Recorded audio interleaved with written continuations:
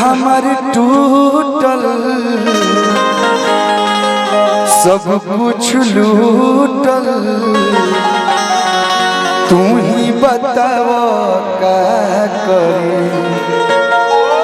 सब कुछ खत्म बा इतने का कम बा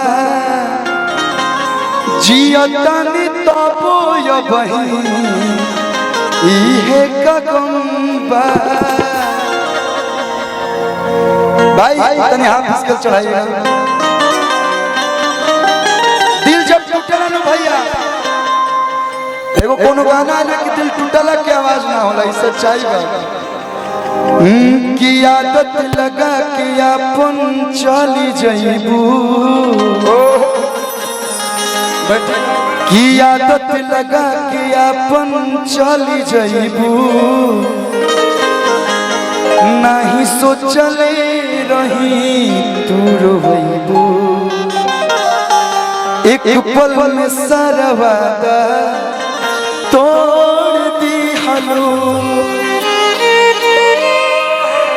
पागल नियन बना के छोड़ दी हलो अकेल के चलू।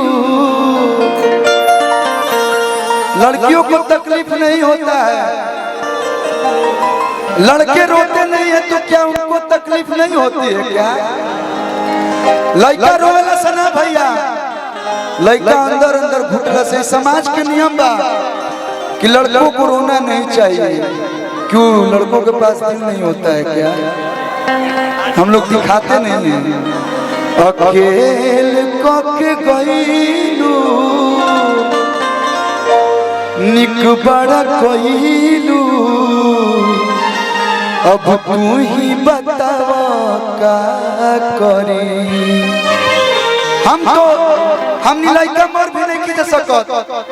जब जाइला से लड़का कहला से कि मर जो जाइला लोग तो माई बाबू के चेहरा सामने आ जाला कि ऐसन भी रहे कौन मजबूरी हमसे इतना बना लिहल दूरी। अरे बाबा इतना दर्द खेल के गईलू निक बड़ा कईलू तू ही बताव का करी।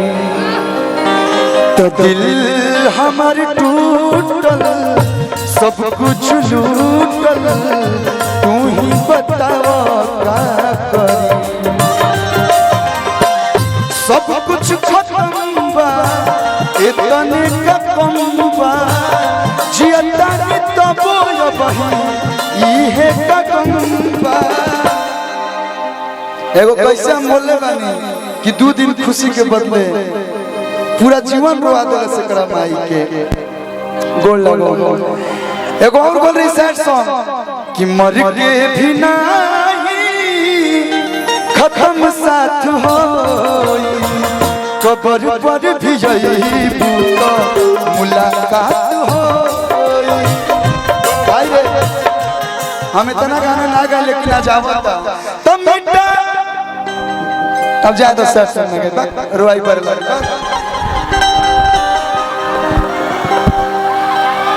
ई प्यार काहे बरसो के पायल रहे भुला गइल वैसे जैसे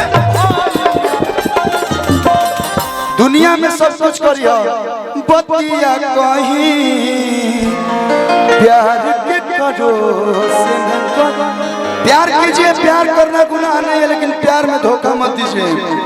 अरविंद अकेला कल्लू गर्व से कही ना 17-18 साल लाइन में हो गई कोनो भी लड़की के हम धोखा नहीं की देले।